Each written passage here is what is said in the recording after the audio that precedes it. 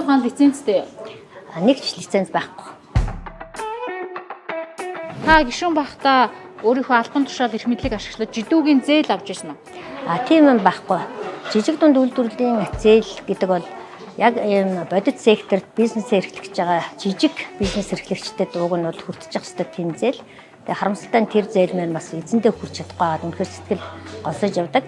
Миний хувьд бол өөрөө яг шууд одоо тэр жижиг дунд үйлдвэрлэлийн зээлээс авах хэмжээний тийм одоо аж ахуй нэгж бизнес компани бол байдгүй учраас энэ талаар ерөөсөө одоо оролцож байгаагүй. Та хоёр хүүхэдтэй гэсэн боловсролын зээлийн сангаар хүүхдүүдээ сургасан уу? Үгүй манай хүүхдүүд том нь бол Монгол Улсын их сургуульд сурсан. Өөрөө одоо аав нь төлбөрийн төлж өгсөн. Жижиг нь бол гадна одоо Канада Бритиш Колумбия их сургууль төгссөн. Гэхдээ бид нар өөрсдийнхөө бизнесийн орлогоос төлбөрийн төлсөн байна. Та уул ухаан лицензтэй. Нэг ч лиценз байхгүй. Зэ Нарантуя гэдэг хүний тухай бидний мэдэхгүй 3 сонирхолтой баримт хэлээч.